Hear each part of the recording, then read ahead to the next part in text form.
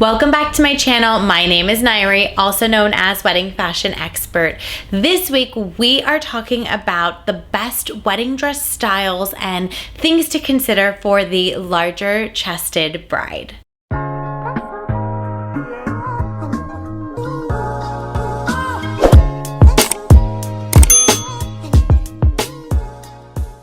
Before we dive into this week's topic, please be sure to subscribe to my channel, give this video a thumbs up, drop me a comment below, let me know if there's a particular video topic you'd like me to create a video on. I am here for you, guiding you along the way leading up to your special day. For those of you that are new to my channel, welcome. I am so honored that you have found me. I am, of course, a wedding fashion expert, stylist, buyer, wear so many different hats at LOVELLA Bridal, located in Los Angeles, California. For daily content, be sure to follow us on Instagram at LOVELLA Bridal, at LOVELLA Plus, and at Wedding Fashion Expert. Don't forget to hit that follow button on TikTok at LOVELLA Bridal and at Wedding Fashion Expert as well. Subscriber Morgan wrote in asking for me to create a video on larger chested brides, and I just so happened to have some brides in recently that were also asking a lot of questions based on the size of their breasts. What type of dresses and things should they keep in mind as they're shopping for their wedding dress and just to be mindful of. So it was perfect timing on everyone's part, inspiring this video, so let's get into it. The first thing I want to mention is that I, of course, do not have large breasts. However, I have so many close family members around me who have natural breasts that are size E, F, you name it. So I know big boobs really well. I've also been doing this for 20 plus years. So while I don't have them, I am fully versed on the challenges that come with natural breasts and then also fake boobs, because they are two completely different things in the way in which dresses fit. So I do want to differentiate between the two because it does really impact the way dresses fit. The first thing I want to mention for natural large breasted brides, when you have naturally big boobs, they weigh more and many of them sag. It's gravity. It's just what happens. And so when you are wearing a wedding dress, so many wedding dresses are strapless, and you may love the way strapless dresses look and you may want that look. However, I want you to be very realistic in the sense that a strapless dress, no matter your bust size, wedding dresses are just like a regular article of clothing. So think of it as a pair of jeans that you put on during the day, and they're super tight in the morning. Throughout the day, they stretch. A wedding dress does the same thing. So when you're in a strapless dress, no matter your bust size, your body heat is expanding it. So it's slowly going to start to slip down. You add in larger breasts that weigh and push the dress further down, it's going to do even more of that. So when you go to a wedding and you constantly see a bride pulling up her dress, no matter her bust size, it's because the dress is expanded on her. Now you add that extra layer of larger breasts, you're going to need more support. It just is what it is.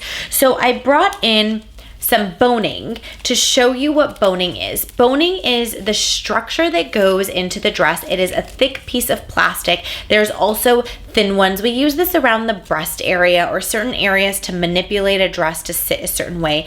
Something like this thicker, larger one would be on a side boning to manipulate the dress to stand up. Now, dresses already have boning in them.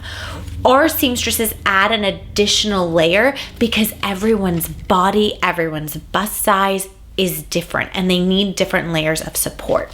However, these are plastic. They bend. We don't recommend metal. Oftentimes people think that boning is supposed to be in a metal material.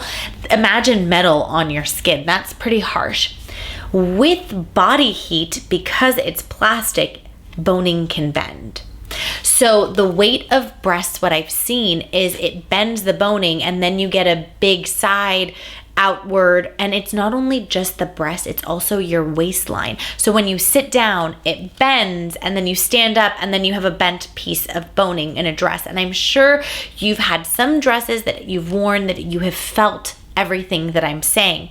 In wedding dresses, it's a little bit more amplified. I highly recommend that you put a strap on your strapless dress. I recommend this to every bride, just because of the mere fact when your body heat and you're in these dresses for a long time, they're going to start to slip again, no matter your body size, no matter your breast size. It's happening on everybody. But with the added weight of the breasts, it is so much more comfortable for you to have a strap that is holding the dress up. Maybe your dress looks great strapless and your seamstress has been able to put in the right structure to hold it up accordingly and it looks great. Please have the backup of a strap. If a boning, let's just say, does bend that I've shown you, you could get a steamer and steam it and manipulate it to lay straight. Throw this detachable strap on your dress and it will take that extra weight and pressure off and straighten out the boning so that all your photos and throughout the night look beautiful. This is stuff that I have seen over and over and over again all the time with strapless dresses. So the best solution is to have some level of support and a strap. Another thing to consider is to be very, very mindful of how much bust coverage you want. If there is a dress you are trying on and it has an under cup bust line, when you get to a larger cup sizes, it eats into the waist space. Be mindful of that. For my larger breasted girlies, I always recommend a non-defined bust cup on the wedding dress. I want it to be a smooth corset because so many of my larger chested brides are used to their heavily wired supported bras that are underneath the breast. It's cupping the breast. In a wedding dress, it's not going to do that at all. So you actually, I've had this happen. We've ordered a dress with that defined bust cup and the bride wanted it to be under her boob just like a bra would. And what ended up happening is it looked like she had these huge, long boobs and it ate into her waistline. And that wasn't what her body really looked like, but the wedding dress created that look.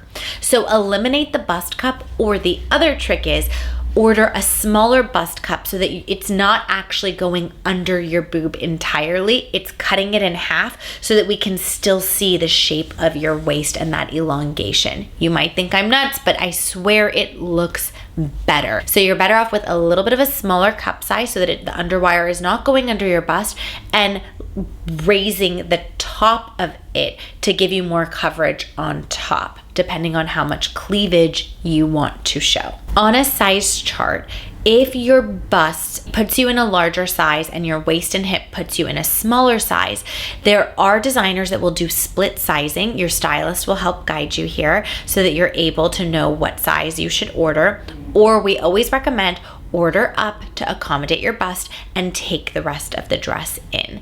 That works out really well. And keep in mind, we're pros at this. We do this day in and day out. We will know how to handle everything. I just want you to have a realistic expectation that a strapless dress is not guaranteed to be comfortable, hold you up all night, and have that beautiful structure. And as you can see, boning is plastic and it bends with body heat. It's the nature of what holds up a strapless dress and gives you support. While we can double bone things, which we do, put in thicker boning, reinforce it all, it is not a guarantee that it can maintain that structure of you standing in front of the mirror at the bridal store during your alterations to the full functional, very long day of you moving around in this article of clothing. So I want to keep your expectations realistic. Another thing I want to address here is wearing a bra with your wedding dress.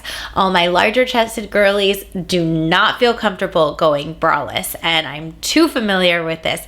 I promise you, once your dress has the proper structure, support, and straps are added, you will not need a bra.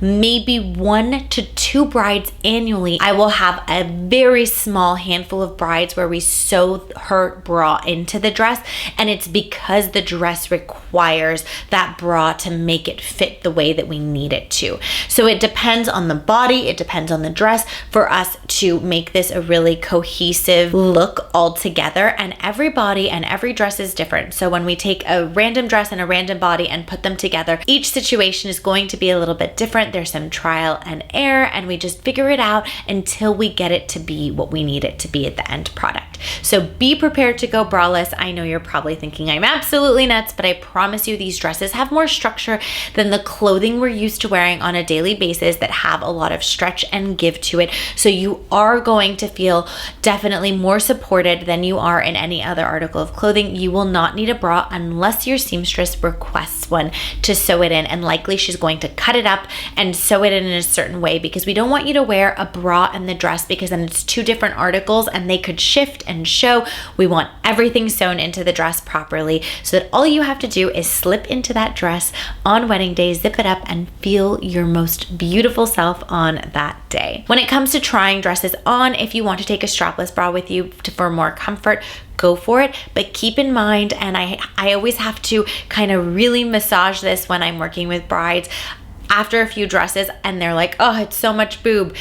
Once you take your strapless off, it relaxes into the sample dress cup size, and you're going to get a little bit more of a realistic fit of how that dress is going to fit you properly in the bust. So trust the process, trust your stylist, and going braless is definitely the way to go, unless we go braless and we go, no, we liked it better with the bra anyway. So definitely come with your strapless bra so we have it as an option if we need it. I hope you found this video helpful. If you have any follow-up questions, drop me a comment below. For more videos and tips like these, be sure to tune in every Wednesday, 8 a.m. Pacific Standard Time, and I will see you in next week's video.